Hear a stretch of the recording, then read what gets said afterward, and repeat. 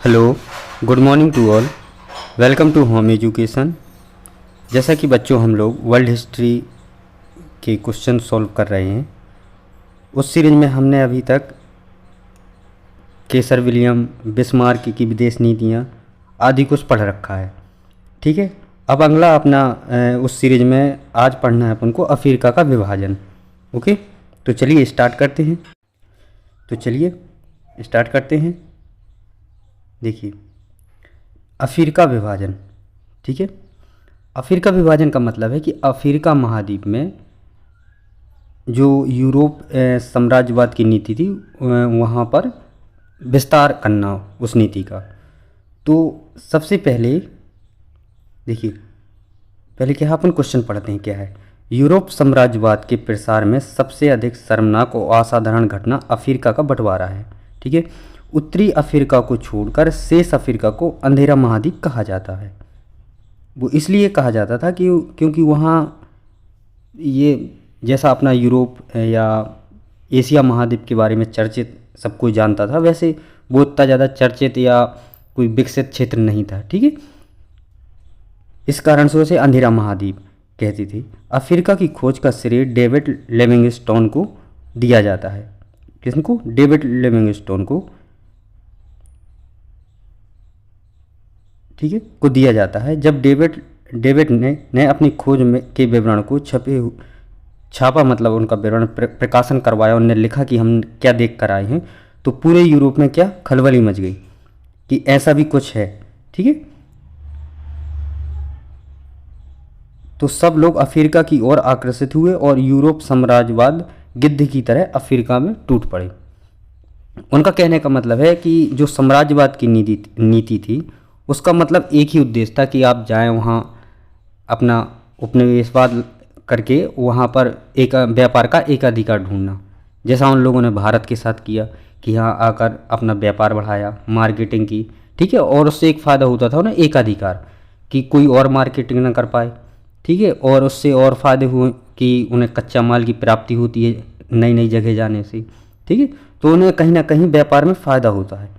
ठीक है, इस कारण से पूरे यूरोप देश थे, उन्होंने अपनी साम्राज्यवाद की नीति अफ्रीका की ओर ले गए, जिससे क्या हुआ, उन्हें नए नए मार्केट, ठीक है, नई नई जगह, कच्चे माल की प्राप्ति और नया मार्केट भी मिलता है उन्हें। अब इससे क्या हुआ, जब ये सभी यूरोप की साम्राज्यवाद नीति वहाँ पहुँची, तो उससे क्या हुआ, अफ्रीका का बंटवारा हुआ। ठीक है, अब चलिए बंटवारा देखते हैं। अफ्रीका पर सबसे पहले अपना अधिकार करने के लिए बेल्जियम के राजा लियोपाल्ड ने प्रयत्न किया था। प्रत्येक देश स्वतंत्र तरीके से अफ्रीका पर अधिकार करने के लिए प्रयत्न करने लगे। ठीक है, अफ्रीका का बंटवारा का बेटा विभाजन का मतलब ये था कि जब दो लोग वहाँ जाएंगे या दो से अधिक जाएंगे तो क्या होगी, उनमें प्रतिस्पर्धा होगी। और पहले के टाइम ये था कि प्रतिस्पर्धा का मतलब होता था युद्ध। ठीक है, अगर वो संधि के थ्रू अगर वो समस्या सॉल्व हो गई तो ठीक है, नहीं तो उसका लास्ट उद्देश्य क्या होता था, युद्ध। ठीक है, तो कुछ समस्याएं आई जब अफ्रीका का विभाजन हो रहा था, तो उस विभाजन के बारे में आपसे क्वेश्चन पूछता है एग्जामिनर कि या तो देखो आप क्वेश्चन देख रहे होंगे कि एक आपके ये लिखा हुआ है कि बर्लिन समस्या, ये लघु क्वेश्चन में आ जाता है आपका कभी कभी, या ये आ जाएगा अफ्रीका में बोआर समस्या क्या है, सूडान विद्रोह क्या है। ठीक है, इस टाइप के लघु क्वेश्चन पूछ लेगा, और नहीं तो डायरेक्ट दीर्घ क्वेश्चन आपका ये आएगा कि अफ्रीका का विभाजन समझाइए। ठीक है, या फिर लघु में पूछेगा तो इन हेडिंगों के बारे में, जैसे बर्लिन समस्या क्या है, ठीक है, तो ये पूछेगा तो आपको ये बताना पड़ेगा उन्हें। ठीक है, तो आप एक एक हेडिंग को समझते हैं। आपकी पहली हेडिंग है बेटा, मोरक्को में फ्रांस। इसका मतलब ये हुआ कि मोरक्को देश है एक, ठीक है, आपको पहले ही बता चुका हूँ, मोरक्को आपको याद करने में दिक्कत जा रही हो तो अपन मोहम्मद बिन तुगलक के कार्यकाल में एक राजदूत आता है मोरक्को देश से। कौन आता है? अगर आपको याद हो, हमने पिछले वीडियो में ही बताया था आपको, इब्न तुतुता नाम का आया था। किनके काल में?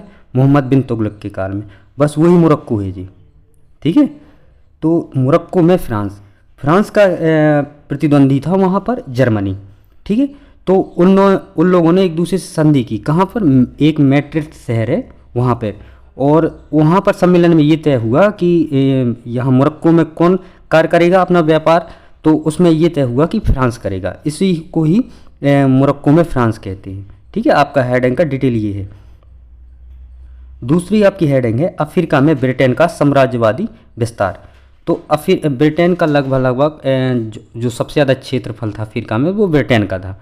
ठीक है, तो अफ्रीका में ब्रिटेन का साम्राज्यवादी के विस्तार में ये लिखना है कि किन किन शहरों में ब्रिटेन का मतलब वहाँ अधिकार हुआ था। तो चलिए दिखाते हैं आपको, देखिए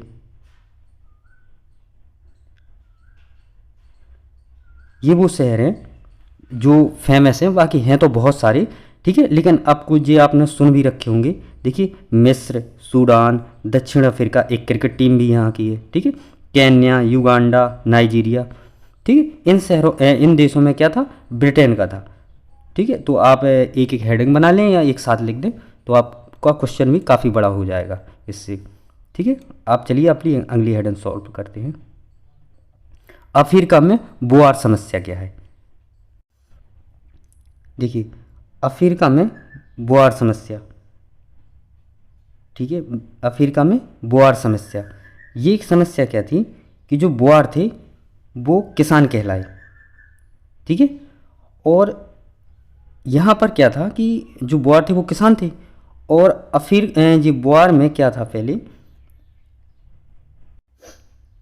जो अफ्रीका की कैप कॉलोनियाँ थी वहाँ पर क्या था बेटा कि वहाँ पर किसान बहुल क्षेत्र था, जहाँ डच लोग पहले से विद्यमान थे। लेकिन बाद में क्या हुआ, वहाँ पर ब्रिटिश को जब उन्होंने सौंप दी वो कॉलोनियाँ, तो उससे क्या हुआ, जो पहले से वहाँ किसान थे तो उनके साथ उनका संघर्ष हुआ था। ठीक है, उस संघर्ष में ये था कि जो उनकी परंपराएं थीं, जैसे यहाँ अपने यहाँ भी बहुत सारी परंपराएं थी, जैसे सती प्रथा और बाल विवाह, इस प्रकार की परंपराएं उनके पास भी थीं। तो उन अंग्रेज़ों ने उन परंपराओं को बंद करने की कोशिश की, यानी सीधा सीधा आप ये कहो कि समाज सुधार करना स्टार्ट किया। तो इससे क्या हो गया, उनमें मतभेद हो गए और उनमें लड़ाई या क्रांतिकारी कुछ समझ लो आप, तो ये हुआ था। तो इसी को अपन बोआर समस्या कहते हैं। ठीक है, और दूसरी आपकी अगली हेडिंग है फ्रांस का अफ्रीका में अधिपत्य। ठीक है, आप इसमें क्या लिखेंगे। ठीक है, तो फ्रांस में अफ्रीका का अधिपत्य मतलब ये हुआ कि अफ्रीका में फ्रांस में किन किन देशों में मतलब उनने अधिकार कर लिया था अपना। तो ये थे ट्यूनीशिया, मोरक्को, गैम्बिया और मेडागास्कर, सेनेगल, फ्रेंच गिनी, आइवरी कोस्ट। ठीक है, इन क्षेत्रों में किन का अधिकार हो चुका था, फ्रांस का। तो आपको इस हेडिंग में ये लिखना है, इन देशों के नाम याद कर लें और लिख दें। ठीक है, अगली हेडिंग है आपकी बेटा बर्लिन समस्या। ठीक है, तो आपका इस बर्लिन समस्या के नाम पे एक लघु क्वेश्चन भी आता है, बहुत इंपॉर्टेंट भी है। ठीक है, तो ये भी आपको समझना पड़ेगा। बर्लिन समस्या बेटा ये है कि अफ्रीका के भविष्य में होने वाले बंटवारे तथा कांगो को तत्कालिक समस्या को लेकर ये सम्मेलन किया गया था। ठीक है, कि मतलब अफ्रीका में राज्य कैसे होगा, मतलब पूरा अफ्रीका का भविष्य तय हुआ इस मतलब सम्मेलन में। आप ऐसा समझ लो कि कांगो में मतलब फ्री स्टार है, कांगो घाटी के बारे में आप समझो, नाइजर नदी के बारे में उन्होंने मतलब सम्मेलन या अपना अधिकार निश्चित किए, और अंतर्राष्ट्रीय व्यापार के बारे में इस सम्मेलन में उन्होंने अपने अधिकार तय किए। क्योंकि वहाँ अफ्रीका महाद्वीप में एक दो देश तो गए नहीं थे, यूरोप से बहुत सारे देश गए थे। तो उनके क्या होते थे अधिकार, एक दूसरे से आमने सामने या एक दूसरे जैसा समझ लो। आप ये समझो, आप ऐसा समझो कि जैसे कोई दो देश हैं, ठीक है, और एक व्यापार या एक मार्केट में बिजनेस करने पहुंचेंगे, तो उससे क्या होगी, उनके अधिकार टकराएंगे। आज के वर्तमान समय में आप जो देखो, जैसे कोई दो मोबाइल कंपनियां हैं और एक मार्केट में आ जाए, ठीक है, तो उनसे क्या होगा, वो मार्केटिंग या प्राइस होगा, कोई कम रुपए माल बेचेगा, कोई ज़्यादा, तो उससे क्या होगी, उनकी प्रतिस्पर्धा हो जाएगी और उनके अधिकार एक दूसरे से टकराएंगे। तो उससे क्या होगा, प्रतिद्वंदी होगी और तालमेल नहीं खाएंगे, जिससे क्या होगा, युद्ध की एक युद्ध का माहौल बनता है। तो इस कारण से उन्होंने क्या किया कि बर्लिन क्या किया, एक सम्मेलन किया और सभी लोगों ने अपने अधिकार तय किए। और ये क्वेश्चन बाद में हम लघु क्वेश्चन में आपको विधिवत तरीके से डिटेल में करवा देंगे बाद में। ठीक है, आप यहाँ पर इतना छोटा सा डिटेल समझ लीजिए बस। अगला क्वेश्चन है आपका, मिस्र तथा सूडान में ब्रिटेन। मिस्र में ये वाला पहले आप ये समझें, 8 नंबर वाला, फिर आपको 7 नंबर का समझ में आएगा। इसमें मतलब ये था बेटा कि मिस्र में फ्रांस तथा ब्रिटेन में मतभेद। मिस्र में क्या था, पहले दोनों लोगों का अधिकार था, ठीक है। उसके बाद एक वहाँ विद्रोह होता है, अराबी विद्रोह, ठीक है। तो अराबी विद्रोह को दबाने के लिए इन दोनों ने कार्रवाई की। कैसी? सैनिक कार्रवाई। जब सैनिक कार्रवाई में एक जैसे विद्रोह होता तो 1-2 दिन तो होता नहीं, काफ़ी दिन चलता है। तो एक बार तो दबा नहीं पाए, तो उन लोगों ने क्या किया, दोनों ने सम्मेलन एक दूसरे के पास, जब वहाँ अधिकारी मिले होंगे और बोला होगा जब ये विद्रोह दब नहीं पा रहा तो थोड़ी और सैनिक कार्रवाई बढ़ानी पड़ेगी। तो उसके बाद क्या हुआ, फ्रांस ने साथ नहीं दिया ब्रिटेन का, तो ब्रिटेन ने क्या किया था, केवल अकेले ही वो विद्रोह को दबा दिया, जिससे किसका अधिकार हो गया था, ब्रिटेन का। बस इतना ही समझें आप, ठीक है। अब चलिए अगली हेडिंग की तरफ। अब अगली हेडिंग है आपकी सूडान। ये है आपका सूडान विद्रोह, ठीक है। देखिए बेटा, ये हेडिंग आपको बताई 8वीं हमने। इसमें क्या हुआ कि जब अंग्रेज ब्रिटेन ने मिस्र पर कब्जा कर लिया तो वो किस साइड आगे बढ़ने लगे, सूडान की तरफ, ठीक है। इससे क्या हुआ, सूडान का विद्रोह, पर सूडान कोई नहीं गया था अभी, केवल मिस्र पे कब्जा किया ब्रिटेन ने, उसके बाद वो सूडान की तरफ बढ़ने लगा। लेकिन उसमें क्या हुआ, फ्रांस ने की दखलंदाजी, उसकी भी निगाहें उसी में थी कि वो भी कब्जा कर सके। इससे क्या होता है कि जो वहाँ की पब्लिक थी उसने विद्रोह कर दिया, ठीक है। विद्रोह के बाद एक यहाँ पर आप एक नाम याद रखिए, अहमद अली, ठीक है, मोहम्मद अहमद अली हैं। वो क्या है, वहाँ की जो आम जनता होती है वो अहमद अली के पास जाती है और अपने मतलब सूडान को सुरक्षित करने का प्रस्ताव रखती है। तो क्या करते हैं, अहमद अली द्वारा ब्रिटिश जो सेनापति होते हैं, वहाँ की सेना आती है, उन लोगों की हत्या कर दी जाती है।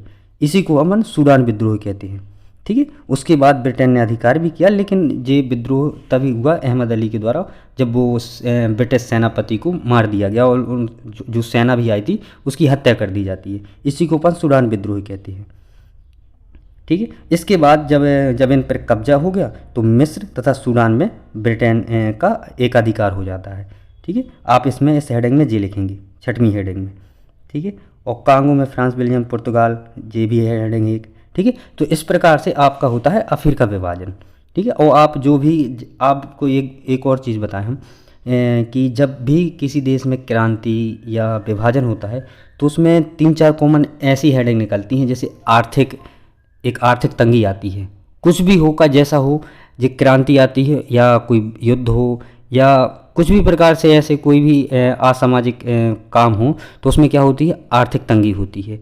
और जो संचार व्यवस्था ख़त्म हो जाती है आपकी, और व्यापार भी नष्ट हो जाता है, और होता है कि आर्थिक स्थिति भी कमज़ोर हो जाती है, ठीक है। तो ये कॉमन चीज़ होती हैं। अगर आपको इन चीज़ों जैसे आपकी हेडिंग भूल जाते हैं, जो जैसे हम हेडिंग लिखवाते हैं आपको, और लेकिन आप ये भी देख रहे होंगे जब से हमने आपको वर्ल्ड हिस्ट्री पढ़ाना स्टार्ट किया है, सभी जगह फ्रांस ब्रिटेन मतलब यही दिखाई दे रहे हैं। जर्मनी आ जाता है, ऑस्ट्रिया, इटली, इन्हीं के बारे में पढ़ते चले आ रहे हैं। तो आप कुछ ना तो इनके में अच्छा बुरा थोड़ा लिख कर हेडिंग बढ़ा सकते हैं आप, ठीक है। और अगर आपको जैसे कोई दिक्कत आ रही है क्वेश्चन समझने में, तो आपको थोड़ा समझना पड़ेगा, क्योंकि ना तो हम आपको बहुत पहले से समझा सकते, ना तो इतना बड़ा वीडियो बना सकते, ना तो इतना टाइम है आपके पास, ठीक है, कि हम आपको पहले उस कैरेक्टर के बारे में समझाएं, उसकी पहले थोड़ा मोड़ा उसको समझाएं, ताकि उसके बारे में आप पहचानो ये युद्ध क्यों हुआ, किस कारण से हुआ। केवल हम ये कर रहे हैं कि जो हमने मोस्ट क्वेश्चन दिए थे उसको आपको सरल भाषा में समझा दें ताकि आप लिख सकें, ठीक है। इस वीडियो का केवल इतना ही उद्देश्य है कि आप केवल कैसे एग्ज़ाम में क्वेश्चन लिखें, ठीक है। इसलिए हम थोड़ा थोड़ा आपको समझाते हैं, ना तो आपको पहले का समझा पाते हैं ना बाद का कि इसकी स्थिति क्या है, क्योंकि टाइम तो देखो, टाइम की एक प्रॉब्लम है, आपको पढ़ना भी है, 2-3 दिन बाद पेपर भी हैं आपके। इस कारण से हम आपको जितना हो सके क्वेश्चन में समझाने की कोशिश कर सकते हैं, ठीक है। और आपको अगर कोई दिक्कत आ रही हो तो आप वीडियो में कमेंट भी कर सकते हैं। ओके बेटा, वीडियो देखने के लिए थैंक यू। मिलते हैं अगले वीडियो में।